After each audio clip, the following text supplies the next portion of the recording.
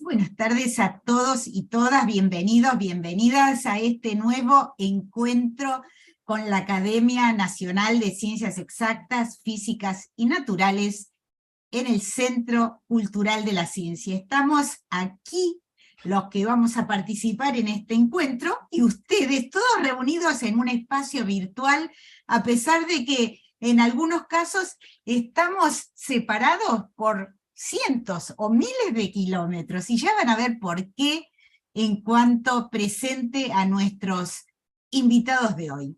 Voy a hacer una pequeña introducción al tema que nos convoca hoy. A fines de 2012 se dio una gran polémica y ocurrieron hechos lamentables cuando una corte italiana condenó a 6 años de cárcel a 6 científicos de esa nacionalidad y a un ex funcionario del gobierno por homicidio involuntario. ¿A qué se debía esta acusación? Bueno, a que no habían advertido a la población que el 6 de abril de 2009, o sea, unos años antes, iba a ocurrir un fuerte terremoto en L'Aquila, allí en ese país, en Italia, donde murieron 309 personas. Y allí se planteó la pregunta del millón, y la pregunta que nos reúne y que nos convoca hoy para charlar con grandísimos expertos en este tema. Y es, ¿se pueden prevenir los terremotos? Bueno, esto es materia de discusión en muchísimos ámbitos, es algo que nos preguntamos los legos. ¿Se pueden prevenir realmente los terremotos? Porque vemos que ocurren terremotos, algunos muy luctuosos, y uno piensa, bueno, si la ciencia estudia estos fenómenos, tiene tantas herramientas de medición, ¿por qué todavía no se pueden prevenir? ¿O es posible y no se hace? ¿O realmente son absolutamente imprevisibles? Y para charlar sobre eso, hoy tenemos en este espacio virtual, estamos todos reunidos con, como decía, con grandes especialistas del tema, y no solo de la Argentina. Nuestros invitados de hoy, que convoca la Academia de Ciencias Exactas, Físicas y Naturales, son el doctor Franck Audemars, doctor por la Universidad de Montpellier, en Francia, profesor investigador en la Universidad Central de Venezuela, asesor de la Fundación Venezolana de Investigaciones Sismológicas, especialista en geología de terremotos y tectónica activa, y en peligro geológico, con énfasis en peligro sísmico. Se dedicó también al registro de tsunamis a lo largo de la costa caribeña de Venezuela y la costa sudamericana del Pacífico, que los ha sufrido, y numerosos de estos fenómenos. Publicó más de 2 centenares de artículos internacionales y dictó cursos como profesor invitado en muchas universidades del mundo. Además, fue galardonado con más de una decena de premios y distinciones. ¿Cómo estás, Franck? Encantadísimos de tenernos hoy con nosotros en este encuentro virtual para charlar sobre terremotos y la posibilidad de prevenirlos. Muchísimas gracias por la invitación. Esperemos que podamos contribuir a esta linda discusión de predicción y prevención sísmica. Muchísimas gracias entonces por haberte hecho un ratito y acompañarnos. También tenemos al doctor Víctor Ramos. El doctor Víctor Ramos es ampliamente conocido en nuestro país y en el mundo porque dedicó más de 50 años de su vida a la comprensión de la evolución geológica de los Andes. Se doctoró en la Universidad de Buenos Aires, realizó estudios postdoctorales en Europa y Estados Unidos como becario Guggenheim. Sus aportes fueron reconocidos por muchísimas instituciones y fue nombrado miembro honorario de la Geological Society of America. Además, es miembro de la National Academy of Sciences de los Estados Unidos, de la World Academy of Sciences, es decir, la Academia Mundial de las Ciencias, de la Academia de Ciencias de América Latina y de las academias de ciencias de Chile, Brasil y Argentina, realmente un referente internacional. Entre otras distinciones, se destaca el Premio México, otorgado a científicos iberoamericanos por el Ministerio de Ciencias de ese país. Publicó más de un centenar de trabajos sobre la evolución geológica de la Argentina y de otros sectores de América del Sur. Es investigador emérito del Consejo de Investigaciones Científicas y Tecnológicas de la Argentina y profesor emérito de la Universidad de Buenos Aires, además de miembro de la Academia Nacional de Ciencias Exactas, Físicas y Naturales. Y también tenemos hoy, hola, doctor Ramos, ¿cómo está? Buenas tardes, ¿cómo están ustedes? Contento de estar participando en esto. Muchas gracias también a usted, doctor. Y tenemos hoy, decía, a la doctora Silvana Spagnoto.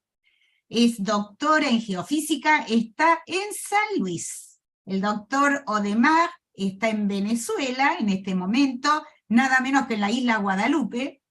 La doctora Spagnoto se reúne con nosotros desde San Luis. Es doctora en geofísica por la Universidad de San Juan, investigadora asistente del CONICET, profesora adjunta de la UBA y de la Universidad de San Luis, con estadías de investigación en México, Brasil y Chile. Es especialista en sismología y autora de numerosas publicaciones científicas y de divulgación. Fue premiada además por el libro Está temblando, Origen, Efectos y Consecuencias de los sismos, del que es coautora. ¿Cómo estás, Silvana? ¿Qué tal? Muchas gracias por acompañarnos. Hola, y con estas personas tan importantes, así que bueno, lo que pueda colaborar, encantada. Bueno, son tres apasionados del tema, no solo de la geología en sí misma, sino del tema de los sismos. Así que estamos ansiosos por escucharlos. Invitamos entonces a Silvana Spagnoto, especialista justamente en sismología, a que nos cuente un poco cómo es este tema, cómo se originan y por qué son todavía aparentemente tan imprevisibles los terremotos, y si es posible, ahora o en el futuro, será posible prevenirlos y poder predecir cuándo se van a producir. Bueno, una de las cosas principales que uno le preguntan es si uno puede predecir los sismos. Para predecir los sismos, uno tendría que saber exactamente dónde, cuándo y qué magnitud va a tener. Entonces, yo tendría que decir rápidamente que no. Hasta ahora no hemos tenido posibilidad de predecir ningún sismo. Sin embargo, hay un antecedente que llenó de ilusiones a todos los sismólogos, digamos. Yo no había nacido todavía en ese momento, pero en el año 1975, en una ciudad de más de 1 millón de habitantes, que es la ciudad de Haicheng, en China, se mandó a evacuar la ciudad completa, porque iba a venir un sismo, ahora vamos a contar por qué. Y efectivamente el sismo ocurrió a pocas horas, y las 100.000 personas que podrían haber muerto en ese momento no murieron, por suerte. Fueron unas 1.000, 2.000 personas que no se retiraron de la ciudad, y eso llenó de esperanza a todos los sismólogos en el decir, podemos hacer una alerta temprana o una predicción de sismo con unas horas. ¿En qué se basaba esa predicción exitosa que se hizo? Si me permiten, voy acá algunas figuritas para contarles algo, algunas fotitos, digamos de lo que pasaba en ese momento. Por ahí me sugirieron que ponga el video apagado, así se ve mejor. Bueno. En ese caso, lo que un enjambre de sismos, que iban aumentando incluso a llegar a un sismo de magnitud 5, que tenían los mecanismos de foco, es decir, cosas se estaban disparando, muy similares uno del otro, ¿no? Y de repente esa sismicidad para abruptamente, sin tener una caída exponencial como tienen los sismos. Entonces, alguien dijo, hay que evacuar. Y efectivamente, en ese momento y con ese régimen que permitía hacer una evacuación, la predicción fue exitosa. ¿En qué se basaba eso? Además de terremotos que paraban abruptamente, la otra cosa que se había visto era que el comportamiento animal era muy extraño. En China en ese momento es invierno, en febrero, esto fue en febrero, y los animales, hay muchos animales invernando. Y habían salido, ¿no? Culebras y demás, que hasta incluso se podían morir de frío. Eso también fue muy llamativo, animales que salían. Entonces fue observar, digamos, lo que se llaman precursores y cosas que cambian, ya sean físicas, químicas o biológicas, como pueden ser los animales, que cambian, y que cambian como en varios lugares a la vez. Eso es importante, digamos, que los precursores no sean detectados en un solo lugar, sino en una región. Entonces, esto de observar la naturaleza, que tiene mucho con una filosofía de China, ¿no? de mirar todos estos precursores, fue lo que permitió hacer esta alerta, ¿no? Sin embargo, al año siguiente, digamos, en Tangshan, o sea, en 1976, ocurrió un sismo de magnitud 7.8 que no se pudo predecir. Entonces esta esperanza que había de mirar los precursores y poder hacer una alerta, se caía en caída libre, ¿no?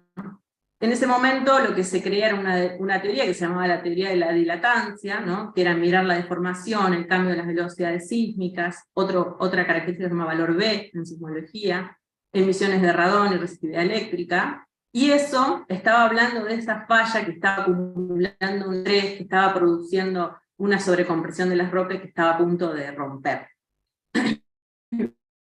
Entonces, ese otro segundo sismo medio como que solamente hay algunos reportes de animales, ¿sí? Que se escucharon en la noche, que los gallos cantaban en horarios inadecuados, que las ratas habían salido a las calles, pero no dijo el segundo sismo.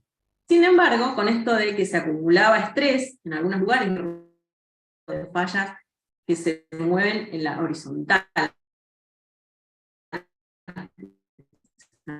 fallas de rumbo, digamos, Andrés, en Park, que iban rompiendo de manera sistemática, ¿no? Rompían en el año 22, rompían en el 34, rompían en el 66, y si uno miraba los registros de los sismos, eran muy similares, idénticos. La forma de la onda del sismo del 22 y del 34 están puestos en ese sismograma que muestro ahí, y si uno mira la forma de la onda es la misma, y habla de que el mecanismo en el que se estaba moviendo era el mismo. Entonces se hizo una predicción diciendo, bueno, en el 88, más o menos 5 años, va a venir otro sismo, porque se está acumulando estrés inmediatamente en el sector siguiente de la falla, en el sector siguiente de la falla, en el sector siguiente de la falla, y uno esperaba el sismo en el 88. Sin embargo, ocurrió en el 2004.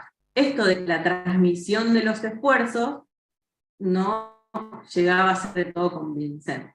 Que de hecho también es algo muy similar como pasa en la falla Anatolia Norte, en Turquía, ¿no? Que va rompiendo y rompe al lado, y el último fue en el 99.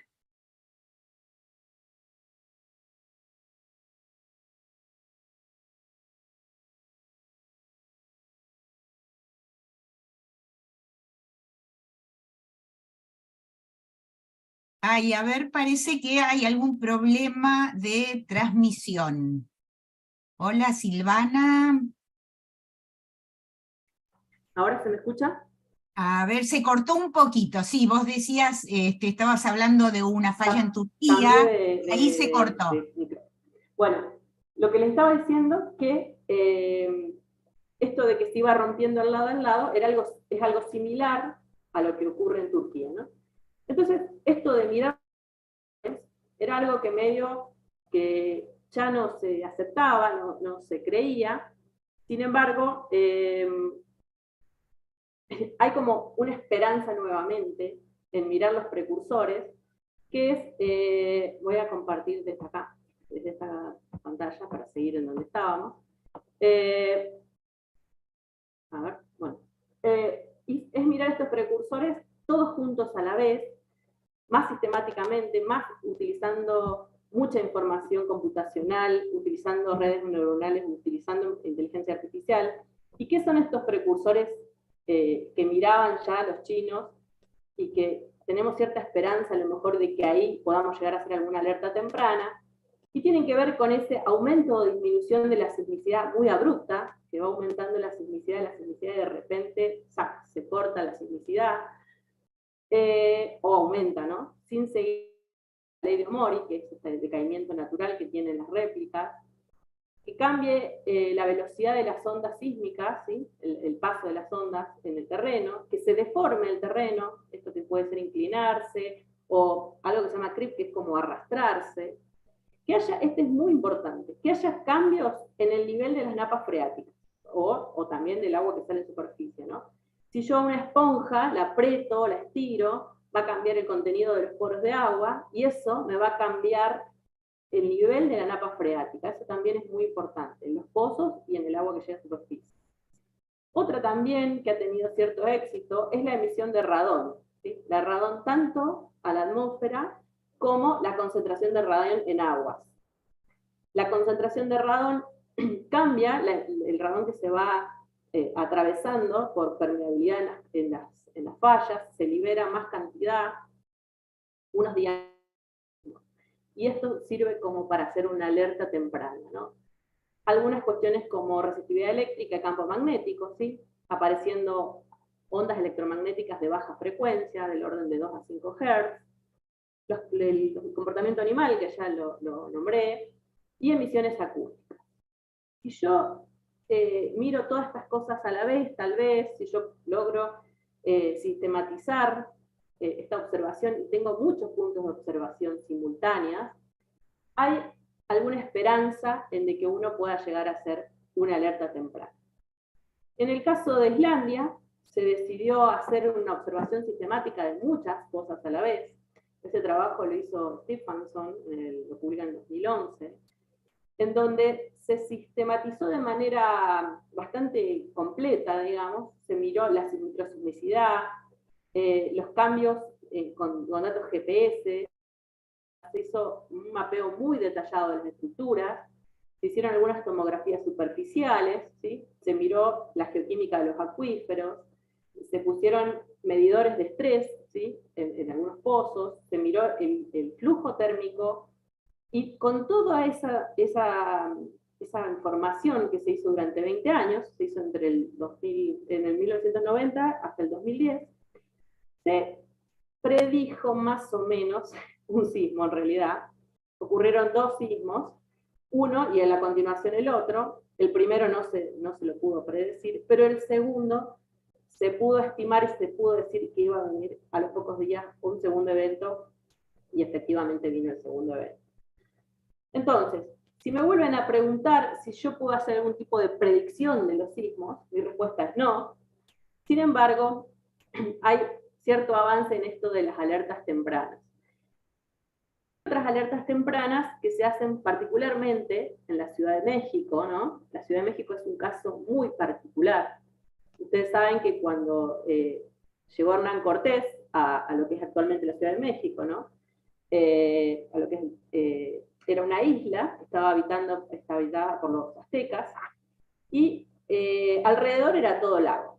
Ese lago ya se había empezado a secar por los aztecas, y después se continuó secándose para que pueda vivir más población en ese sector, en ese valle. Y eso generó que, primero y principal, el acuífero esté muy superficial, que haya, digamos, sedimentos poco compactados y con gran contenido de agua, lo que hace que, en el caso de un sismo, aunque sea el sismo muy lejano no, pero bueno, 400 kilómetros incluso, las ondas se amplifican. Es decir, entren como una especie de red y las ondas se amplifiquen. En el caso acá en el mapita, no se ve muy bien, pero es la Ciudad de México en el caso del terremoto del 85, que fue muy duro el aprendizaje con el terremoto del 85, se ve que las ondas en las diferentes partes de la ciudad, en algunas fueron bajitas, acá no sé si se ve el mouse, pero sí, creo que se ve, eran señales bajas, pero en el sector central, donde era muy espeso en los sedimentos, las ondas se hicieron muy grandes. Y la Ciudad de México se cae, colapsa, con un terremoto que había ocurrido a 400 kilómetros de distancia, en la subducción del Pacífico.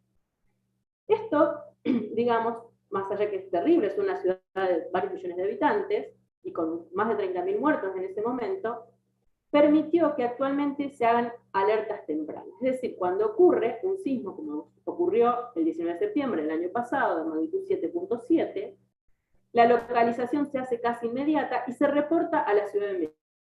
Va a sonar un montón de alarmas. Esas alarmas te dan 1 minuto, como en este caso 1 minuto, para salir de tu casa. Y efectivamente en el caso del terremoto del año pasado, casi no hubo muertos, y las ondas igual se amplificaron bastante en la ciudad, y la gente en ese minuto logró salir de su casa.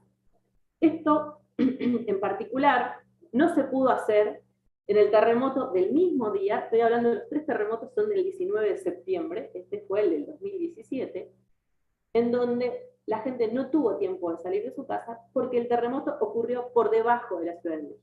Es decir, no me dio tiempo para yo localizarlo automáticamente, calcularle la magnitud y hacer una alerta a la Ciudad de México, porque el terremoto estaba exactamente abajo. Me estaban llegando las ondas electromagnéticas y las ondas S en el mismo momento. Entonces, solamente se puede hacer alerta temprana en los sismos de subducción, en el caso de México, pero ha salvado un par de vidas. En este caso, igual, quiero mostrar que para el terremoto que estaba por debajo, el del 2017, lo que se hizo una predicción bastante exitosa fue de las aceleraciones máximas que iba a haber en el terreno. Y las aceleraciones máximas predichas, que están en el gráfico que se ve en verde, violeta, bueno, hacia azul, coincidieron exactamente con los edificios que se cayeron. Y esa vez, en el 2017, se amplificó otro sector de espesor de sedimentos de lo que había ocurrido en el 85. ¿Por qué? Porque había un contenido frecuencial diferente. Sin embargo, en este trabajo de Víctor Cruz Atienza, que es un gran sismólogo de la UNAM, la predicción fue muy exitosa. Fíjense que los edificios caídos, que son los triangulitos, o de este lado están como puntitos rojos, coincidieron exactamente con los edificios que se cayeron. Entonces, acá un poco viene ya la conclusión en el decir, se puede, hay cierta esperanza de poder hacer alertas tempranas cada vez mejores, y por otro lado, estas alertas mejores, ¿cuánto tiempo las queremos hacer? ¿Con cuánto tiempo de anticipación? ¿Sí? Hay un caso bastante, es casi gracioso, pero en un momento salieron a decir que iba a haber un terremoto en Lima, en la semana siguiente, ¿no? Dentro de una semana va a haber un terremoto en Lima, y entonces la gente, en lugar de irse de Lima, venían a morirse con sus familiares. Entonces, también es cómo podemos hacer una evacuación y con cuánto tiempo tenemos que dar una alerta, es muy importante. Pero yo creo que a donde tenemos que apuntar fundamentalmente es a la construcción como se corresponde, a ver, no construir sobre los trazos de falla, sobre todo, porque la construcción ahí realmente se vuelve muy complicada.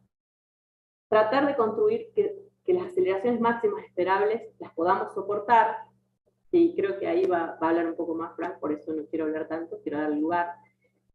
Y otra cosa con esto de las alertas tempranas, que se hacen localizaciones automáticas muy rápidas, con redes cada vez más amplias, en Turquía había una red bastante amplia, hacer algunas tomas de emergencias, como por ejemplo localizar automáticamente y cortar el gas, porque ya de esa forma podemos evitar muchísimos incendios, porque en los grandes terremotos siempre hubo grandes problemas con los incendios, y hacer algunas medidas como a veces cortar la luz, cortar a veces los semáforos, a veces también los trenes, porque de esa manera podemos salvar muchas vidas. Bueno, eso es como una introducción de lo que yo quería decir. Muchísimas gracias, Silvana. Realmente interesantísimo todo esto que nos contaste. Lo que uno se queda con la idea de que predecir de alguna manera se puede. El tema es que la incerteza que hay es tremenda. Y cuando ya hay certidumbre de que va a ocurrir, a veces es tan sobre el momento del terremoto que no da lugar, no da posibilidad de hacer mucho, ¿no? Entonces lo que queda son medidas de mitigación más que de evitar, digamos, los daños, ¿no? Más allá de que, por supuesto, la construcción antisísmica y todo, pero realmente interesantísimo. Es lo que pasa, por ejemplo, yo desde que tengo uso de razón, que estoy leyendo, por ejemplo, en las revistas norteamericanas de divulgación científica, va a venir, entre comillas, the big one, ¿no? Por la falla de San Andrés, etcétera, y va a venir, claro. Algún día va a venir, pero cuando venga es como Pedro y el lobo, si hay tanta incertidumbre sobre cuándo va a ocurrir, la población finalmente termina en decir, bueno, si viene, que venga y que pase lo que tenga que pasar. Es tremendo, especialmente para las poblaciones que viven justamente sobre esas zonas, que finalmente lo naturalizan y terminan incluso sin prestar atención a los avisos de las autoridades, ¿no? Y de los institutos de investigación. No hay tampoco, como vos decís, un sistema de comunicación adecuado. Eso que contás de Perú es increíble, ¿no? Cómo comunicar para realmente hacer que la población se cuide y no se ponga más en riesgo. Sí, exactamente. Hay que ver cómo evacuar y con cuánto tiempo. En el caso particular de México es 1 o 2 minutos, la gente sale de su casa. Bueno, no, es un tiempo para salir de tu casa. ¿Pero cómo se avisa? ¿Con sirenas? ¿Cómo se avisa? Sí, con sirenas. Con sirenas. Empiezan a sonar sirenas en toda la ciudad. De hecho, yo estuve en Ciudad de México y como recién llegaba, empezaron a sonar las alarmas y no entendía nada. Vi que salía gente de un hospital y no entendía qué era lo que estaba pasando. Y bueno, después vino un sismo y se sintió, fue menor, digamos, pero primero no entendía nada. Yo como sismóloga te decía, ¿cómo vas a hacer una alerta con sirena? No lo podía creer. Claro, pero había sido un sismo a 250 kilómetros de distancia. Entonces uno localiza inmediatamente con la P, la onda electromagnética viaja más rápido que las ondas S, viaja cerca de la velocidad de la luz, mientras que las ondas S viajan de 3 kilómetros por segundo, digamos, te da más o menos un minuto. Entonces se hace esa alerta y la gente de su casa. De hecho, es bastante raro, digamos, que el terremoto del 2017 ocurrió después que habían hecho un simulacro, ¿no? Todos los años, el 19 de septiembre, se hace un simulacro y el terremoto vino unas horas después del simulacro. Estadísticamente no es tan probable que ocurran siempre los terremotos del 19 de septiembre, pero como es una zona con alta sismicidad, no es tan poco probable que justo coincidan el 19 de septiembre los terremotos de Ciudad de México. Claro, no, pero interesante. Bueno, en otras cosas, como lo que es tsunami, tampoco me quiero adelantar, como es tsunami, como es volcanes, ¿sí? Porque los volcanes, muchas de las erupciones volcánicas se da una alerta a partir de que la sismicidad aumenta, o sea, tiene relación con esto de la sismicidad, se hace una evacuación, tanto en los tsunamis como en los volcanes.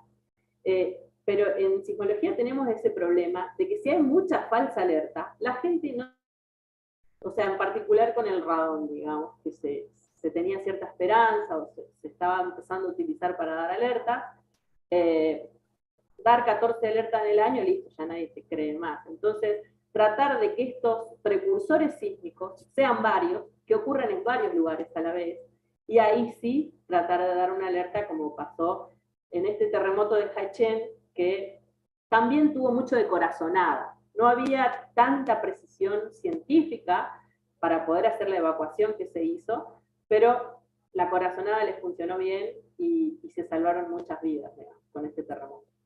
Claro, bueno, los chinos tienen toda una historia, ¿no? De escuchar de alguna manera la naturaleza, a los otros seres vivientes. Lo mismo ocurre con los eclipses, etcétera, que ellos se fijan, digamos, en cómo reaccionan los pájaros que de repente salen a volar o vuelven al nido antes de lo que debería ser. Bueno, en el caso de los terremotos se ve que siguieron, pero no es una receta infalible, ni mucho menos. Así que bueno, vamos a ver qué opina el doctor Frank Odemar sobre este tema. ¿Se pueden prever, se pueden prevenir los terremotos? ¿Qué habría que hacer? Y particularmente en el caso de los tsunamis.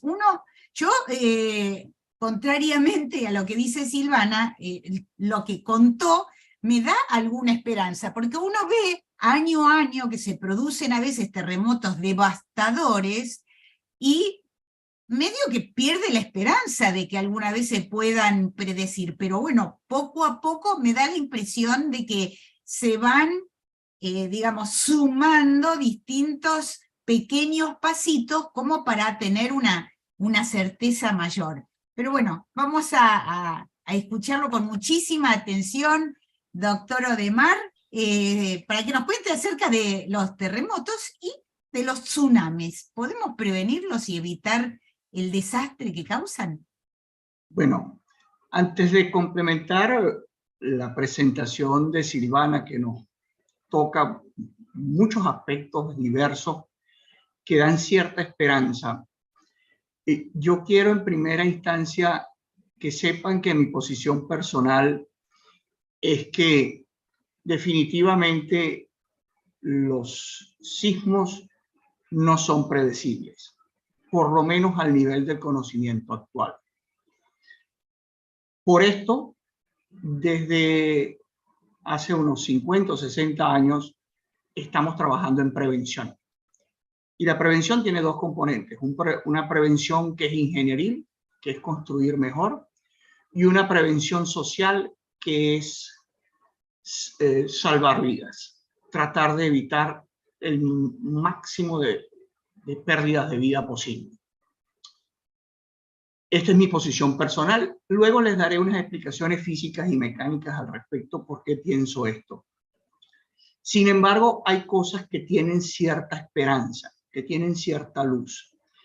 A título anecdótico puedo complementar lo que ustedes mencionaban sobre el comportamiento animal.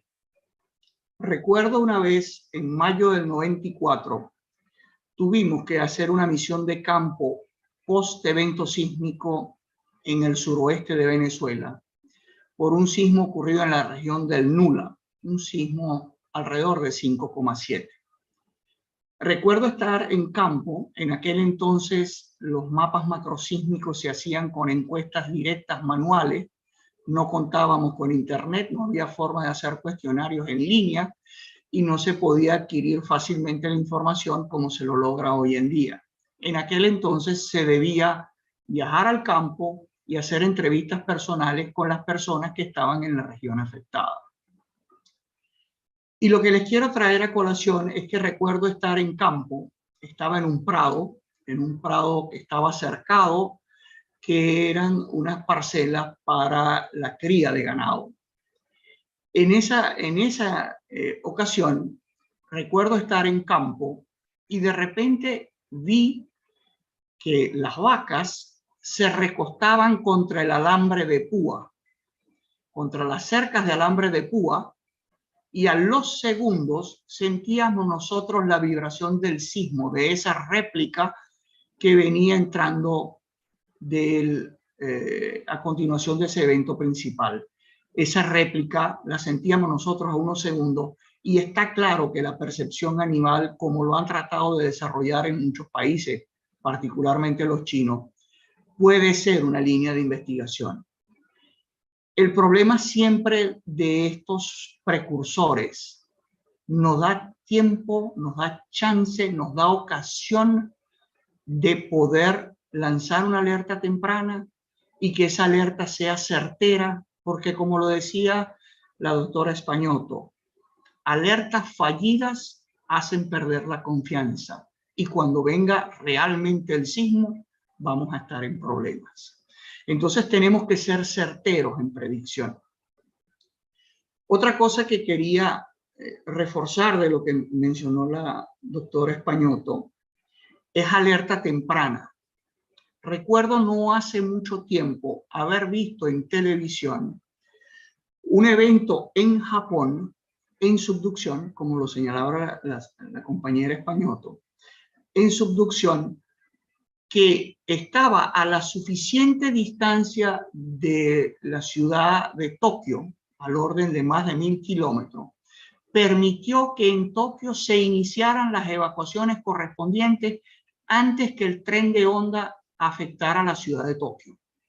O sea, que la alerta temprana sí funciona y solo va a funcionar en países que tengan una muy buena instrumentación, una instrumentación muy desarrollada, muy densa, de muy buena calidad, con soluciones automáticas rápidas, que igualmente tengan servicios de comunicación efectivos, muy rápidos, y que todas las autoridades involucradas en el proceso de la emergencia y de la evacuación y de la alerta estén en perfecta comunicación y sintonía. Una cosa que a mí me parecía todavía aberrante no hace mucho es con el tsunami de Indonesia del 2004, que países como Sri Lanka, al otro lado del Golfo de Bengala, no hubiesen hecho caso a los desalojos que debían haber practicado, puesto que la comunicación a través de ese golfo no se hizo de manera efectiva. Estamos hablando de apenas casi 20 años atrás. Ya existía la telefonía celular, existía la telefonía satelital, existía una cantidad de sistemas redundantes de comunicación y es increíble, casi imposible imaginarse que Sri Lanka haya tenido dificultades como las que tuvo cuando había podido tener posibilidad de salvar su población. En cuanto a los precursores, tener precursores para hacer predicción es un problema. Hay muchos sismos importantes, muchos sismos destructores que no tienen réplica alguna, precursor anterior. No tienen un evento anterior que indique que viene una ruptura importante, que venga un sismo importante. Y esto es importante de tenerlo en cuenta. Entonces, hay algunas luces, hay algunas cosas que se pueden hacer. El gas radón parece que puede ser un camino también.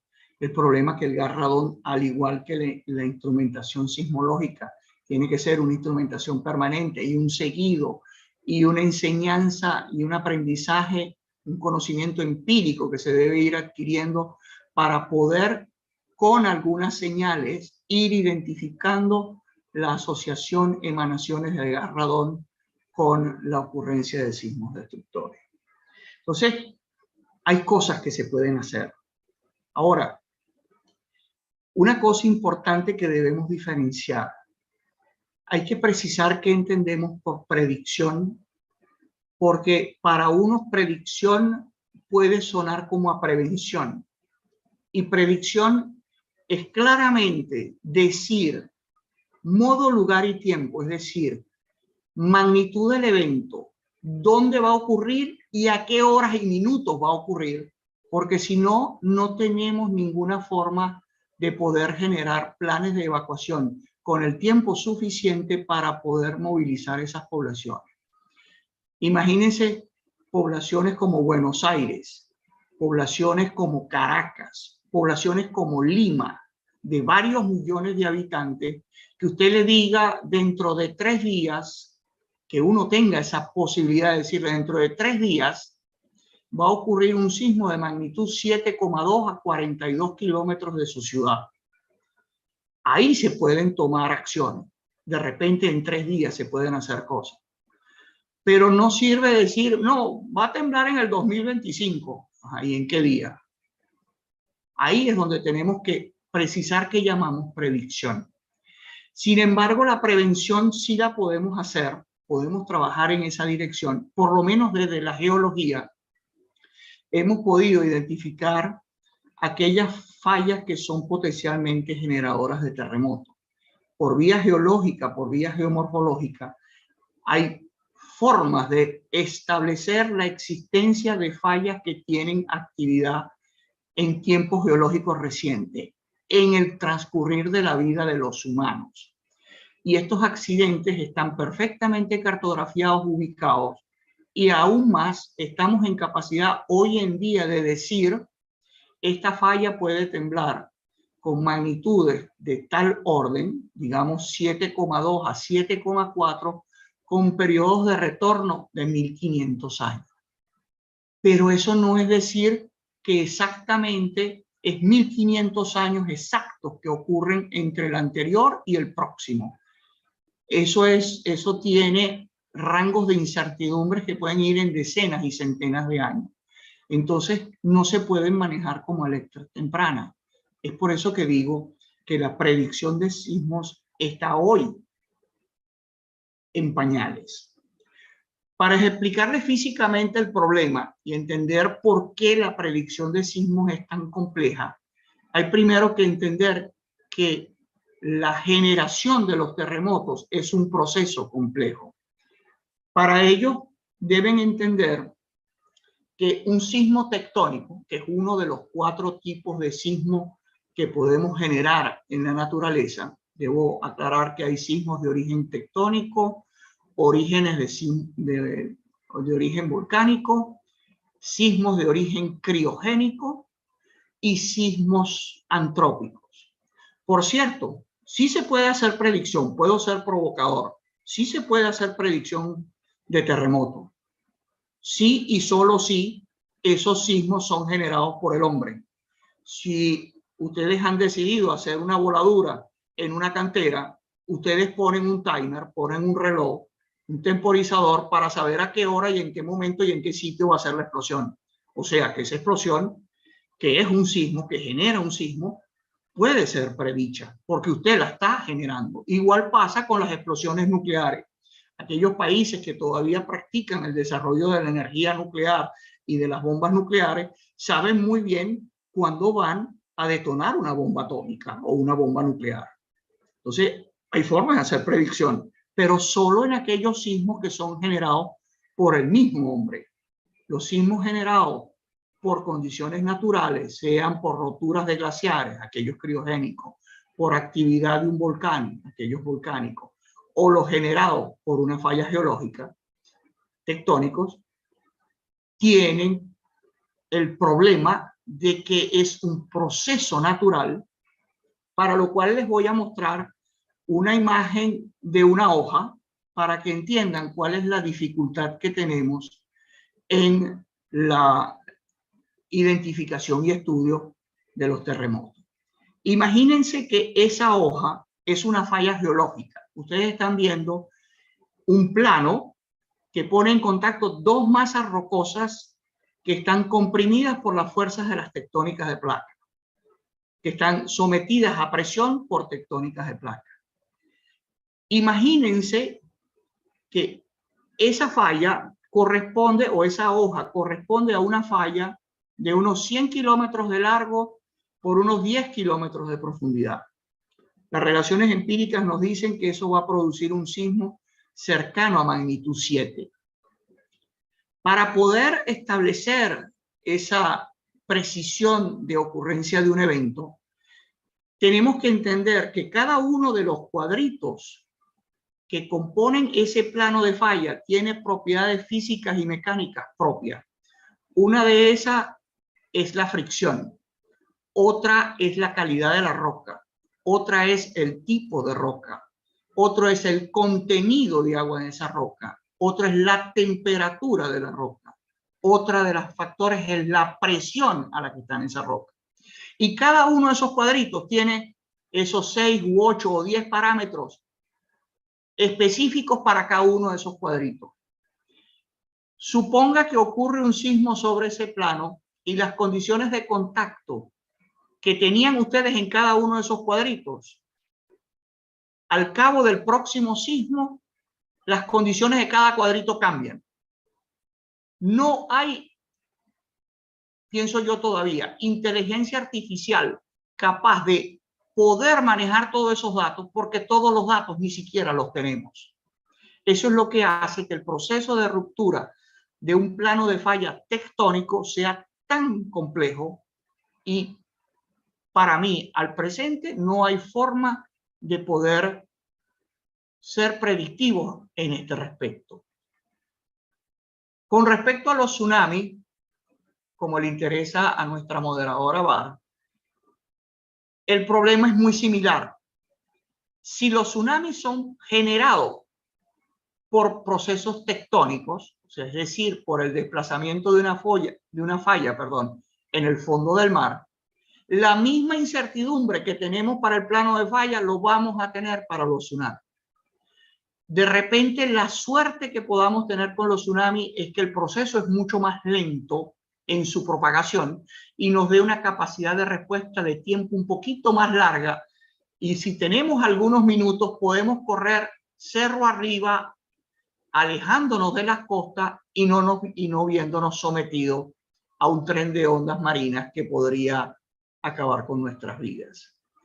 Entonces, el proceso de los tsunamis cuenta con un poquito más de retardo, es menos instantáneo que la propagación del tren de ondas del sismo, y esto nos permite poder tener una capacidad de respuesta un poquito más larga.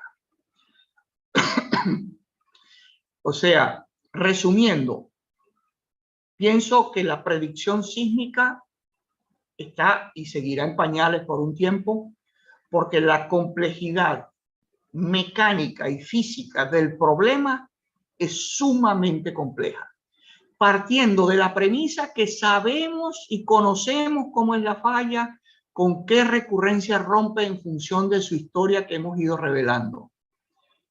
Es decir, prevención seguirá siendo por un tiempo, pienso que por un buen tiempo aún, el camino para responder las dificultades que tendremos al enfrentar eventos sísmicos destructores. Gracias, muchísimas gracias, doctor Odemar. Realmente muy interesante. Es cierto que me interesan los tsunamis del mismo modo que los terremotos, pero bueno, el tsunami tiene esa imponencia visual realmente que nos deja a todos un poco así helados, ¿no? Cuando ocurre ver esas olas. Además fue motivo de muchas películas, y entonces tiene un componente también un poco cinematográfico.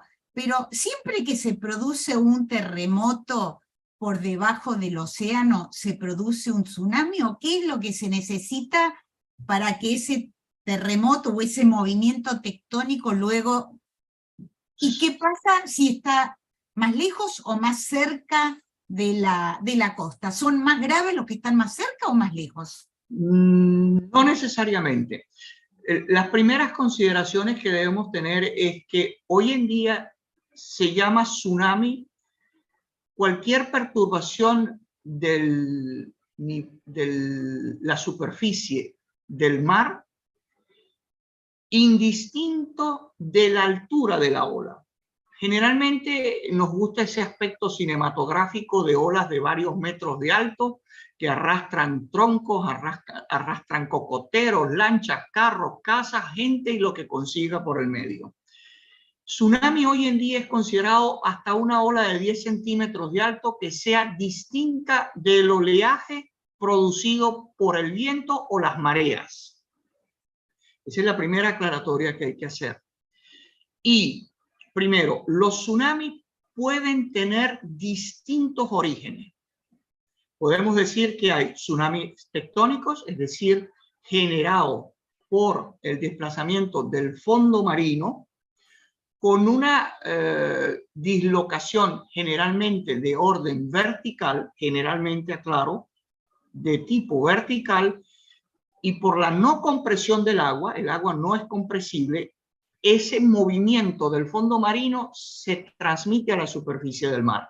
Y esa es la ola que va a afectar las costas. Pero podemos tener tsunamis también de origen volcánico, por explosiones volcánicas. Podemos tener tsunamis por movimientos en masa, por ejemplo, la caída, el colapso de una caldera, el colapso de un relieve que caiga al mar en costas escarpadas, como en los fiordos. Podemos tener tsunamis generados por sus deslizamientos o movimientos en masa submarinos, tipo Estorega hace unos miles de años atrás, que invadió y inundó completamente la costa oriental de Inglaterra. Pero igualmente tenemos unos más impredecibles todavía. Un impacto meteórico en el cuerpo de agua también puede producir un tren de ondas. Hoy también conocemos que pueden haber tsunamis por ondas expansivas. La explosión de Krakatoa puede producir tsunamis que tienen la diferencia de los tsunamis normales, que no solo se propagan en el agua, sino que se propagan en el agua y en el aire. Le explico. Si ocurre una explosión volcánica fuerte en las Canarias, ese tren de onda por el aire viaja por el Caribe, produce un tsunami en el Caribe, perdón, en el Atlántico primero, luego en el Caribe, pasa por encima del Istmo de Panamá y vuelve a iniciar un tsunami en el Pacífico, porque no es una transmisión por el agua, sino es una transmisión de ondas acústicas por el aire. Entonces, las fuentes de generar tsunamis son muy variadas. Ahora, ¿cuáles son más destructivos y cuáles son más nocivos? Generalmente, la experiencia muestra que los más fuertes están ligados a zonas de subducción, a grandes terremotos tectónicos de subducción, tipo Valdivia 1964, Anchorage 1964, Fukushima 2011, Indonesia 2004. Son sismos de magnitud superior a 9. El caso del sismo de Fukushima produce el Tohoku, el sismo de Tohoku, conocido mucho por Fukushima, por la planta nuclear que fue afectada. Produjo olas de 16 metros de alto. 16 metros de alto. Muchos olvidamos que las costas japonesas tienen sistemas de protección para oleaje de hasta 6 metros. Imagínense si esas costas japonesas no hubieran tenido esos sistemas de protección y hubieran sido embatidas por olas de 16 metros. Solo son por olas de unos 10 metros porque pasan por encima de esas barreras construidas por el hombre de unos 6 metros. Entonces, los tsunamis más peligrosos finalmente terminan siendo los que nos dan menos capacidad de respuesta, los que son más cercanos, pero no son necesariamente los más grandes. A esos hay que tenerle respeto, esos son los que hay que tenerle mucho más cuidado, porque el tiempo de respuesta puede ser inferior a la quincena, veintena de minutos. Hay que tener buenos sistemas de comunicación, buenas sirenas, como señalaba la colega Españoto, que ocurre en Ciudad de México, que movilicen rápidamente la población de las zonas bajas hacia las zonas altas. Bueno, muchísimas gracias, doctor Odemar, realmente temas fascinantes si los hay. Y ahora vamos a invitar al doctor Ramos, que nos cuente cuál es su posición acerca de este tema. Y después tenemos una ronda, y si ustedes quieren pueden ir poniendo en YouTube, hacernos llegar sus dudas, sus preguntas, sus inquietudes, para que contesten. Aprovechen porque hoy tenemos este lujo, este privilegio que no siempre se tiene, que es poder hablar mano a mano, así como si estuviéramos en un café con algunos de los mayores expertos que tenemos en la región sobre estos temas. Doctor Ramos, muchas gracias por acompañarnos y estamos ya dispuestos a escucharlo. Bueno, en primer lugar quiero decir que comparto casi enteramente lo dicho por el doctor Odemar. Realmente no estamos en una etapa que podamos predecir. Y me gustaría mostrar eso por algo que ocurrió en el mes de febrero, que afectó muchísimo,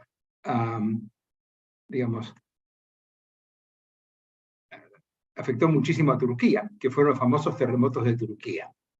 Cuando ustedes ven esta imagen, no sé si ustedes la pueden observar ahora, sí. Ven una ciudad como Kahramanmaraş, una ciudad turca que fue completamente destruida casi por ese terremoto. Entonces, Turquía tiene en Estambul un centro de estudios sismológicos con unos máximos especialistas, se puede decir, conocidos a nivel internacional con respecto a eso. Entonces, uno se puede preguntar, con todo ese conocimiento, ellos no pudieron predecir el terremoto de Kahramanmaraş. ¿Qué es lo que está pasando acá? Y para ello me gustaría rápidamente, para entender el problema que tuvieron los turcos, es que en Turquía junto con parte de Yugoslavia forma una microplaca, es un bloque continental que está afectado o controlado por dos grandes fallas, la falla Anatolia Norte y la falla Anatolia Oriental. Una se mueve a un ritmo de 2,5 centímetros por año y una se mueve un poquito menos, a 1 centímetro por año. Entonces, gran parte de los terremotos que tenemos en Turquía, los más importantes, están asociados a estas fallas. Entonces, aquí me gustaría destacar dos cosas. Primero, ¿dónde está ubicada la ciudad de Ersin? Ersin está a lo largo de la falla de Anatolia Oriental, está en el medio de la zona de falla. Y Estambul está a lo largo de la otra falla, Anatolia Norte. O sea, las dos ciudades están en zonas de riesgo o de vulnerabilidad sísmica. A lo largo de la falla de Anatolia, en el año 1999, un terremoto de 7.6 produjo 20.000 personas fallecidas. O sea que son fallas muy importantes, tienen mucho movimiento, y realmente eso ocurre porque Turquía, o la microplaca de Anatolia, está afectada entre la placa de Eurasia, la placa de África que la empuja de abajo, y para peor todavía tenemos una placa un poco más pequeña, que la placa de Arabia, que básicamente está en la parte de Siria, que realmente se desplaza hacia el norte.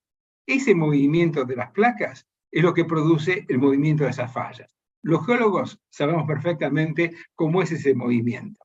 Ahora, ¿qué podemos decir con respecto a los terremotos? Desde hace tiempo se viene estudiando, por ejemplo, la falla de Anatolia Oriental. Y aquí ven la falla, pueden ver de norte a sur cómo atraviesa el borde oriental de Turquía, y van a ver que hay sectores, que están estos rectángulos, donde no hay sismos registrados. En esta falla, los geólogos, los geofísicos estudiando la falla, había sectores que no tenían sismos. Y el sector principal que no tenía sismos era el del famoso sector de Kahramanmaraş. Es una palabra difícil de pronunciar, pero van a ver que es muy importante ubicar dónde queda Kahramanmaraş. Entonces, ¿qué ocurría en este segmento? Hacía más de 200 años que no había sismos. Sin embargo, todo a lo largo de esa falla oriental se sabía que había sismos. Entonces, acá se plantea el problema principal. ¿Se puede predecir que va a haber un sismo ahí? Y sí, es probable que va a haber un sismo, pero cuando, como decía el doctor Odevar, predecir significa mañana a tal hora va a ocurrir un sismo. Hace 200 años que estamos esperando que ocurra un sismo en ese lugar. Y lo interesante, que finalmente ocurrió el sismo en ese lugar. Y ustedes ven acá en detalle, este rectángulo que está acá, lo pueden ver acá ampliado, en color amarillo están todos los sismos que se produjeron a lo largo de esa falla en pocas horas. Está el sismo principal y todas las réplicas correspondientes. Y van a ver que coincide exactamente con el lugar que los geólogos decían que ahí iba a ocurrir el sismo. Sí, tenían razón, ocurrió ahí. El problema es que hace 200 años que sabían eso y no se sabía en qué momento se podía producir. Y cuando miramos ya en forma más fina el detalle, vamos a ver que a lo largo de esa falla hay toda una gran cantidad de sismos que se produjeron a lo largo de 9 horas, y después de 9 horas eso activó otra falla, la falla de Surgu-Gardak, que ven ustedes aquí en el norte, que, de vuelta, uno produjo un sismo de 7.8 y otra produjo un sismo de 7.5, con 9 horas de diferencia. Eso fue un desastre, digamos, por la cantidad de energía liberada por esas dos fallas. Y pocos días después, en este extremo, ya en el borde del Mediterráneo, se produjo otro sismo que es el de Samandá. Entonces, cuando vemos todo eso juntos, decimos, bueno, ¿qué se puede hacer con respecto a esto? Aquí pueden ver ustedes un solo movimiento de 4 metros que produjo el movimiento de desplazamiento de esa falla, produjo los grandes desastres en Kahramanmaraş.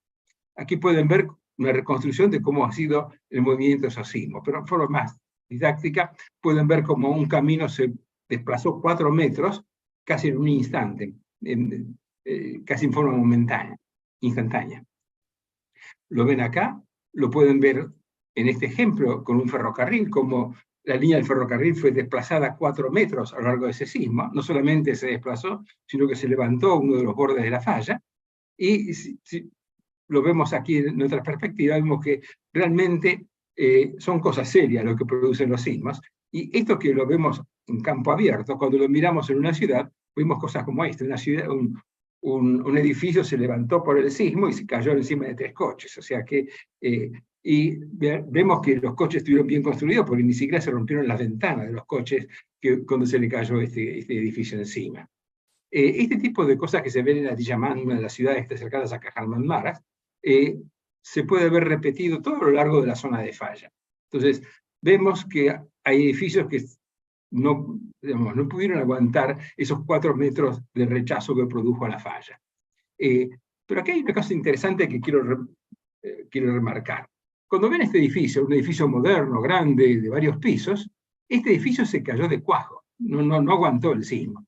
En cambio, los edificios que están acá al lado no tuvieron daño alguno. En realidad, tuvo un poco de daño porque se le cayó este edificio encima, pero si no hubiera sido por este edificio que estaba al lado de no hubiera tenido problemas. Y aquí entramos en una parte realmente sustancial del problema. Y mi amigo Sailor Senghor hace tiempo que viene hablando de este tema. Sailor Senghor es un sismólogo de la Universidad de Estambul, excelente geólogo, excelente sismólogo, que viene diciendo que el problema que tenemos en Turquía con los sismos no son casi geológicos. Geológicamente se sabe lo que va a ocurrir, pero son realmente humanos, o sea, son antrópicos, son producidos por el hombre. Y él, me sorprendió porque cuando ocurrió el terremoto de Turquía, aparecieron hasta en el diario de La Nación, Clarín, por todos lados, dice, el doctor Sailor Senghor había predecido que se iba a producir un terremoto. En realidad, él no lo predijo. Él hace años que viene diciendo, señores, no podemos seguir construyendo como estamos construyendo en Turquía, sin prestar atención a los códigos de construcción sismorresistentes. ¿Y qué ha pasado en Turquía? Bueno, hubo en los últimos años un gran crecimiento económico, se hicieron miles de edificios, y muchos de esos miles de edificios no cumplieron con las normas sismorresistentes. Y los inspectores que fueron a ver el edificio dijeron, señor, este edificio está mal construido, no se puede construir así. Entonces, como había miles de edificios mal construidos, al gobierno no se le ocurrió mejor idea que establecer, digamos, una amnistía. Dice, bueno, si pagan la multa correspondiente, los amnistiamos y les permitimos habitar el edificio. Eso fue una locura. Mi amigo Sailor Senghor se pasó días y días criticando esa medida. ¿Por qué? Porque en vez de pagar una multa al gobierno, por el cual recaudaron miles de millones de dólares en multas, porque había más de 75.000 edificios que no cumplían con las precisas normas sismorresistentes que había en Turquía, tendrían que haber utilizado esa plata para reforzar el edificio, para que ese edificio realmente sea sismorresistente. Y ocurrió una cosa bastante extraña en este último sismo de febrero en Turquía. Los edificios que peor la pasaron fueron esos nuevos edificios muy lujosos que se publicitaban que se habían hecho con las últimas normas antisísmicas, con los materiales y las manos de obra utilizadas de primera calidad, y sin embargo se cayeron 3.000 edificios casi nuevos en esta zona de Turquía. Y cuando vemos eso que pasó, volvemos a la ciudad de Ersin. ¿Se acuerda que le había mostrado que decía, a lo largo de esa zona de falla hay una ciudad como Ersin? Ersin está muy cerca del terremoto, del epicentro del terremoto 7.8, y aquí vemos al alcalde mirando la ciudad. No se cayó ningún edificio en Ersin. ¿Y dónde está la mágica de eso? ¿Por qué no se cayó ningún edificio? Porque básicamente, no solamente el intendente actual, se hace varias generaciones de intendentes que son muy rigurosos en el cumplimiento de las normas de edificación. El actual intendente de Ersin hizo demoler 2 edificios que no cumplían con las normas de construcción para que sean sismorresistentes. Si hubiese más intendentes como el intendente acá de la ciudad de Ersin, estoy seguro que estos desastres no se producirían. Y muchos hablaban de milagro, la ciudad de Ersin se salvó. No fue ningún milagro. Se cumplieron las normas sismorresistentes porque se aplicaron las medidas correctas ante el no cumplimiento de esas normas sismorresistentes. Entonces, me gustaría terminar diciendo, bueno, los sismos, como dijo el doctor Edmar, quizás no se pueden predecir, pero sí, señores, no queda ninguna duda que se pueden prevenir. Y se pueden prevenir si con la tecnología que tenemos actualmente se cumple realmente con las normas sismorresistentes, que son bien conocidas y que si se aplican podemos realmente salvar muchas vidas, que en este caso no fue posible. Eso es lo que el mensaje que quería pasarle. Muchísimas gracias, nos dejó con la boca abierta, doctor, porque esas fotos son impresionantes y además muy persuasivas, realmente de cuál es la situación, como usted muy bien demostró, y el doctor Franco de Mar también lo planteó. Tal vez no se pueda predecir, pero sí se puede prevenir de alguna manera o mitigar los daños. Como todos los grandes fenómenos, no solo tienen un componente que es natural, de la naturaleza, pero tienen otro componente, otra parte que la ponemos nosotros, ¿no? Así que bueno, les agradecemos muchísimo. Vamos a abrir unos minutos para ir pasándoles las preguntas del público, que ha estado muy, muy atento, así que les pedimos que habiliten sus cámaras. Un público muy atento a lo que estuvieron diciendo, y aquí Alan Carrizo dice: muy buenas tardes, Silvana, fui alumno suyo en Física 1, quería preguntarle, ¿por qué hay emanaciones de gas radón durante o antes de un sismo? Bueno, yo debo confesar que fui leyendo ahí y que ya tenía la respuesta de las cuestiones que pasa un poquito antes de moverse una falla.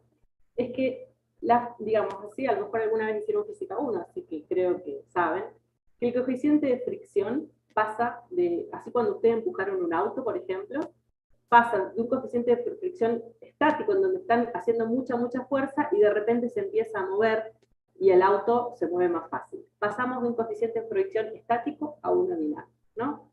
Entender ese proceso es casi un cambio de fase, digamos, que ocurre entre el estático y el dinámico. Hay muchos modelos, nadie sabe exactamente lo que pasa, pero justo antes de romper el sismo, que como dijo Frank, tiene un montón de variables y tenemos zonas en donde hay más poros, menos poros, tenemos más agua, menos agua, justo antes de romper, la roca está al borde de su estrés, ¿no? Y una vez que se movió, listo, se empieza a mover y ocurre el sismo, ¿no?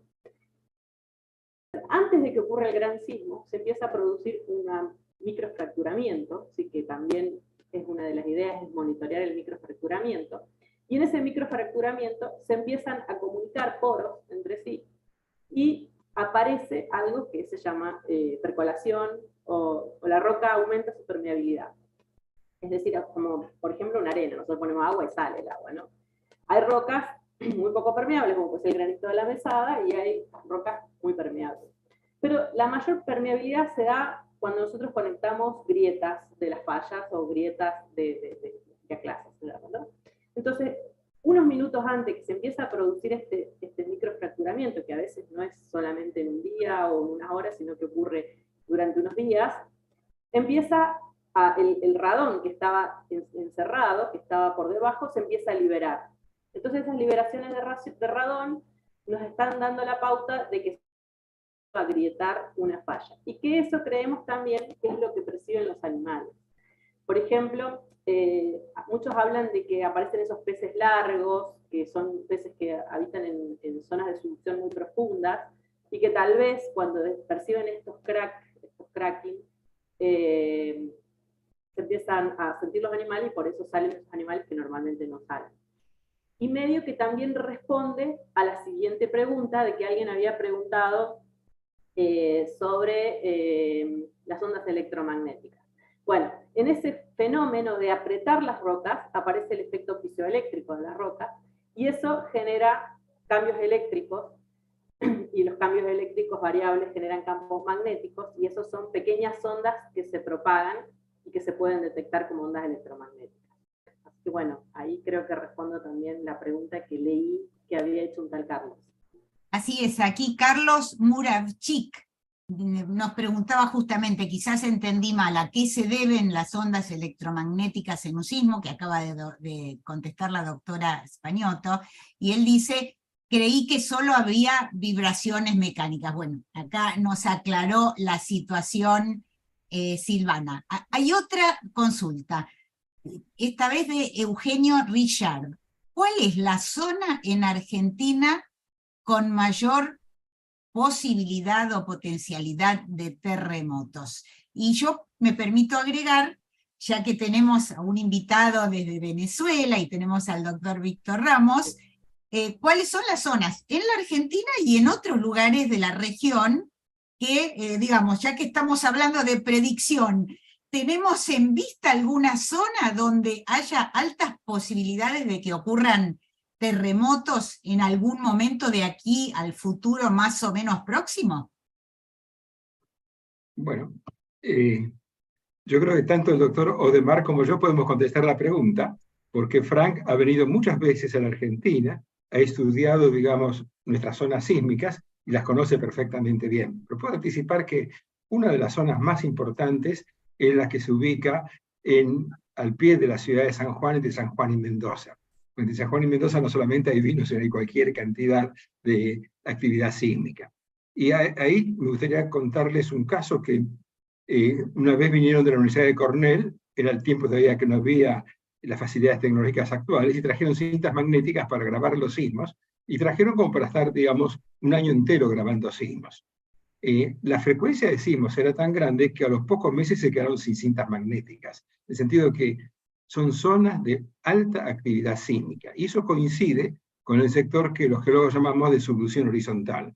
Donde tenemos subducción horizontal, el acople entre la placa inferior y la placa superior es muy fuerte, hay mucha tensión acumulada y se liberan continuamente energía sísmica. Entonces, para ser preciso, al pie de la precordillera de San Juan, desde el norte de San Juan hasta la parte norte de Mendoza, diría básicamente hasta el río Mendoza, para ser más preciso, es la zona que por lejos concentra la máxima actividad sísmica y donde han estado los terremotos más destructivos, más importantes que ha sufrido la Argentina. O sea, el famoso terremoto de San Juan de 1944, el terremoto de 1861 en Mendoza, el terremoto de La Rioja, que está a lo largo de esa misma línea hacia el norte, que llaman el Big One de Argentina, porque ese terremoto que ocurrió en 1891 fue el más alto terremoto digamos, intracortical que sufrió la Argentina, se calcula arriba de 8 en su intensidad sísmica. Bueno, es una zona donde se han concentrado los estudios sísmicos, es una zona donde hay un Instituto Nacional de Prevención Sísmica que establece las reglas de construcción sismoresistente, hay cualquier cantidad de inspecciones, digamos, que tratan de ver que todos los edificios sean construidos en forma sismoresistente. Por eso digo, lo que decía anteriormente, en Turquía no han tenido eso, gracias, está mal dicho quizás, gracias al terremoto de San Juan, que destruyó el 90% de la ciudad, empezó en Argentina la preocupación por las estructuras sismoresistentes, y a partir del año 1970 se puede decir que gran parte de todos los edificios de cierta magnitud tienen que cumplir exhaustivamente con esas reglas para que tener el permiso de construcción. El terremoto de Caucete, que ocurrió 30 años después del terremoto de San Juan, no produjo ni remotamente los daños que produjo el terremoto de San Juan, porque las estructuras eran sismoresistentes. O sea, la prevención sísmica es una cosa muy, muy importante. No sé si el doctor Odemar anda por ahí, nos quiere contar sobre posibilidad, por ejemplo, de terremotos o tsunamis sobre las costas del Pacífico, por ejemplo. Bueno, complementando la excelente presentación que viene de hacer el doctor Ramos, sí, sin comparación, la región de San Juan Mendoza es definitivamente la más activa de Argentina. Esto no excluye de que haya otras regiones del territorio argentino al cual haya que mirar. Caucete con el 77, o sea, sierras pampeanas también tienen frentes tectónicos activos en varias de sus sierras. San Luis ya tiene varios estudios en particular que ha demostrado que hay sismos importantes próximos a magnitud 7 que pueden producir daños en la región. Yo no excluiría ningún sector del frente de montaña andino en territorio argentino. Evidentemente no tienen la tasa de velocidad, ni la frecuencia, ni la magnitud de la región de Mendoza-San Luis. No se puede tampoco obviar la posibilidad de grandes sismos de subducción en la fosa a lo largo de las costas de Chile hasta Colombia. Hemos tenido cantidad de sismos grandes e importantes. Uno de los más grandes y más importantes de la historia han ocurrido en territorio chileno, pero no excluye que tengamos equivalentes en Perú, en Ecuador. Tuvimos recientemente un sismo cortical, ni siquiera de subducción, en Pedernales en el 2016 en Ecuador, pero ha habido terremotos importantes también en territorio colombiano, como el de Tumaco de 1979, muy recordado por el tsunami asociado. Entonces, toda esta costa pacífica en cualquier momento nos dará sorpresas. El principio que nos mostraba el doctor Ramos, del que llamamos el gap sísmico, la zona de silencio sísmico, debe ser usado en estos contextos.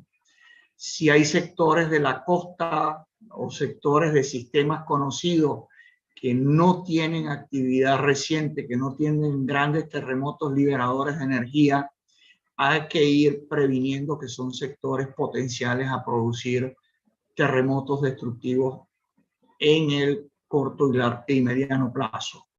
Cuando digo corto, mediano plazo, en tiempos de vida humana. Son sectores que hay que tener bajo vigilancia.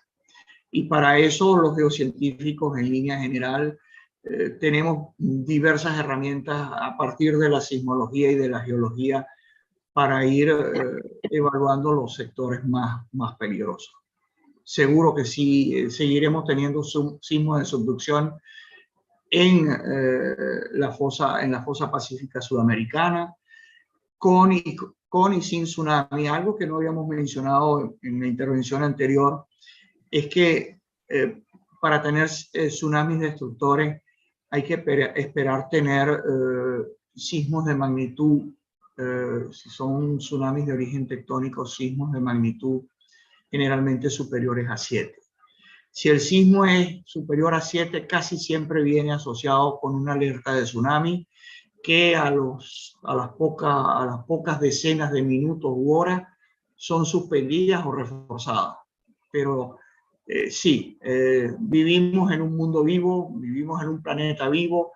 La cadena montañosa de los Andes es la prueba más palpable de ello. Los volcanes que ellas la surcan y evidentemente la actividad sísmica que vamos registrando día a día. Voy a hacer una pregunta, por favor, díganme si está fuera de lugar o realmente tiene algún sentido. Como periodista y como simple ciudadana que lee las noticias, uno siempre lee o escucha que se acumula tensión y el sismo se produce en el momento en que esa tensión se libera, ¿no es cierto? ¿Siempre van a seguir acumulándose tensión y liberándose? ¿O va a llegar un momento en que eso va a quedar tranquilo? ¿O ese momento va a llegar, pero en una escala de tiempo que nos excede largamente? Probablemente algún día llegará, pero probablemente los humanos ya no viviremos sobre el planeta porque se habrá enfriado. Mientras que el interior de la Tierra tenga capacidad de emanar calor a la superficie, producir los fondos oceánicos, producir la actividad volcánica vinculada a las cadenas montañosas por un proceso distinto, pero que igualmente trae calor a la superficie, y las placas tectónicas se sigan moviendo en correas de convección, tendremos teniendo tectónica de placas, seguiremos teniendo actividad sísmica, volcanes y montañas, inexorablemente, hasta que el planeta se enfríe. Espero que no lo veamos ninguno de nosotros. 100% de acuerdo. Bueno, nosotros en particular creo que no lo vamos a ver, pero tal vez algún lejanísimo descendiente. Y les paso la última pregunta que nos llega aquí del público. Pregunta Eugenio Richard. Las construcciones antisísmicas actuales, ¿qué magnitud de terremoto pueden soportar?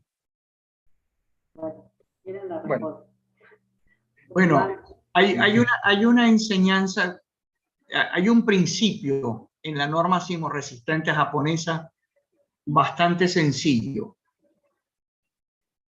Los edificios con magnitudes 7 solo pueden tener daños en mampostería. Sismos de magnitud 8 pueden comenzar a generar daños estructurales.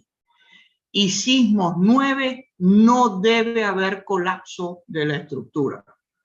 Entonces, si vemos el caso turco, está ampliamente excedido y roto ese axioma con los sismos de magnitud 7.5, 7.8 que tumbaron tantas edificaciones por vicios constructivos, mala aplicación de normas sismo resistentes, problemas de diseño, corrupción y todo lo que querramos que se haya sumado en ese tipo de contexto turco, o como se reveló también cuando en los sismos de 2010, Haití tenía 400.000 muertos, habitaciones de apenas 1 o 2 plantas estaban todas en el suelo, y Chile, con un sismo un mes más tarde de un orden de magnitud superior, apenas tenía algunos muertos.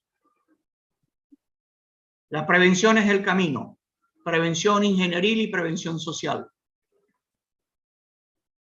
Doctor Ramos. Sí, no, comparto lo que dice acá el doctor Odemar.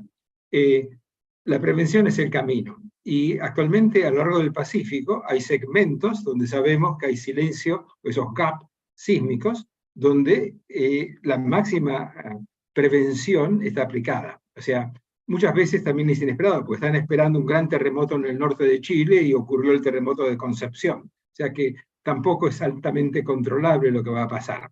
Con respecto al gran terremoto que sufrimos en el año 2010, es interesante que 3 meses antes una publicación de sismólogos franceses había alertado que se estaba acumulando mucha tensión a lo largo de ese segmento, que en cualquier momento podía prevenir el terremoto.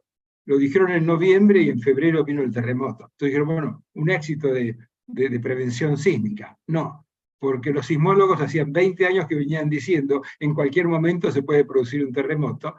Los franceses tuvieron la suerte de ser los últimos en decirlo antes de que ocurriera el terremoto. Estamos todavía, como dice el doctor Odemar, en pañales con respecto a la predicción de terremotos. Silvana.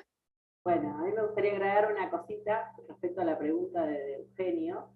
Es que uno estima aceleraciones máximas cada una determinada cantidad de años, 400 años, 1000 años, en un sector, y construye de acuerdo a esa aceleración máxima esperable. Esas normas, que se encarga el INPRES en Argentina de hacerlas, se van actualizando, ¿no? Quiero decir particular que, por ejemplo, en el caso de Vaca Muerta, no tenía un sismo esperable grande, y las construcciones no se hacían antisísmicas. Sin embargo, después de los sismos disparados por fracturamiento hidráulico, esa zona cambió, y supongo que en poco tiempo van a tener que hacer las normas nuevas para ese sector. De hecho, ya las casas de Sausal Bonito las están, porque los sismos que se dispararon llegan a magnitud de 5. Entonces, digamos, en ese caso, uno construye de acuerdo a las aceleraciones máximas esperables. En el caso de Turquía, había unos nuevos códigos de aceleraciones máximas esperables que se había publicado hace un par de años, y sin embargo, en algunos sectores muy puntuales, las aceleraciones superaron aún las aceleraciones máximas esperables, lo cual se podría haber caído algún edificio construido correctamente igual. Para mí es muy importante mapear las fallas activas, sobre todo porque construir en el trazo de falla, más allá de las aceleraciones que uno puede sentir al paso de las ondas, es muy delicado. Es como surfear una ola directamente porque se te parte el terreno. Entonces, en los trazos de falla es muy importante que la construcción sea doblemente bien hecha y que no se construyan hospitales ni centrales nucleares, y con mucho cuidado los diques. Entonces, más allá de que las construcciones antisísmicas de magnitudes 8, ojo que estamos en el trazo de falla. Nada, eso es una aclaración. Bueno, muchísimas gracias. Podemos añadir algo en el caso turco. Las aceleraciones alcanzadas no eran pero imaginadas por nadie. Hay aceleraciones que son 4 a 5 veces las aceleraciones de diseño. Hay sitios donde los acelerógrafos creo que registraron casi 4G verticales. Eso quiere decir que las estructuras flotaron, instantáneamente flotaron y se aterrizaron contra el suelo. Son valores de aceleración que verdaderamente yo creo que no hay ningún diseño que soporte. Y adicionalmente, la cercanía de dos sismos en tiempo tan cerca no da chance a que una edificación que está coja de un pie no se termine de quedar manca de las dos piernas. O sea, no hay edificio que aguante eso. O sea, hay, para las evacuaciones, que se le caían arriba de la gente, y además nevó en Turquía, sí, ¿no? Porque estaban haciendo evacuaciones. El fenómeno natural fue realmente fuera de dimensiones. Sí. No, me gustaría aclarar un par de cosas con respecto a eso. Tiene toda la razón del mundo, tanto Frank como Silvana, pero el hecho de que haya dos, uno encima de otro, fue catastrófico. Y además de eso, fueron muy superficiales. O sea que eso también contribuye a aumentar el desastre producido por el terremoto. Lo que yo quiero insistir que había edificios de 10 pisos al lado de otro edificio de 10 pisos, uno quedó perfectamente parado y el otro al lado se cayó. Entonces, hay algo más, digamos, independientemente de la aceleración y de la energía sísmica. Totalmente de acuerdo. Edificios, uno al lado del otro, uno se cae y otro no, eso está indicando, a lo largo de la misma línea, que hay un problema realmente de construcción. Quería dejarlo con eso nada más. A veces no es concepción, es construcción. Construcción, sí. Bueno, muchísimas gracias, realmente fascinante. Nos vamos con algunas ideas, por lo menos bastante claras. Primero, no se pueden predecir todavía, pero hay algunos avances. No se pueden predecir, pero sí se puede prevenir los daños y mitigar los daños. Y, por supuesto, esa prevención o mitigación tiene que ser no solo desde el punto de vista físico, digamos, científico, sino también de la comunicación, de aceitar todas las operaciones logísticas, que la gente entienda qué es lo que tiene que hacer cuando se da una llamada de alarma, ¿no? De alerta temprana. Así que por ahora eso es lo que tenemos, sobre eso hay que trabajar y por supuesto seguir estudiando, a ver si podemos entender más y poder detectar cuáles son las señales que pueden orientar sobre la ocurrencia de un terremoto en un tiempo más o menos previsible. Los terremotos, eso sí nos quedó en claro, no van a dejar de ocurrir, tendremos que convivir con ellos por lo menos por muchísimo tiempo. Doctores Odemar, Españotto y Ramos, un lujo este encuentro, muchísimas gracias por el tiempo que nos dedicaron. Vamos a recordar que el doctor Odemar es doctor por la Universidad de Montpellier, investigador en la Universidad Central de Venezuela, asesor de la Fundación Venezolana de Investigaciones Sismológicas, bueno, es un gran especialista en terremotos y tectónica activa y en peligro geológico, con énfasis en peligro sísmico. Víctor Ramos, el gran estudioso de la evolución geológica de los Andes, bueno, una figura de relevancia internacional, y la doctora Silvana Españotto, doctora en geofísica, investigadora asistente del CONICET, profesora adjunta de la UBA y de la Universidad de San Luis. En este momento está en San Luis, pero además viene del epicentro del estudio de los terremotos en la Argentina, que es justamente la provincia de San Juan. Es especialista, como no podía ser de otra manera, en sismología y autora de numerosas publicaciones científicas y de divulgación, entre ellas el libro Está temblando, origen, efectos y consecuencias de los sismos, del cual es coautora. Muchísimas gracias a ustedes y muchísimas gracias a quienes nos acompañaron en este encuentro y que lo hicieron de forma tan atenta, haciéndonos llegar sus preguntas y siguiendo todas las explicaciones. El mes que viene habrá otro encuentro, también por las fronteras. Aprovecharemos para visitar las fronteras, los horizontes del conocimiento en otro tema, así que los convocamos a que estén atentos a un nuevo encuentro de la Academia Nacional de Ciencias Exactas, Físicas y Naturales, y del Centro Cultural de la Ciencia, el C3, que volverá a convocarnos en este espacio. Muchísimas gracias, un enorme placer, un privilegio estar aquí, pudiendo preguntar, y nos encontramos el mes que viene también en el encuentro con la academia. Gracias, gracias a todos y todas.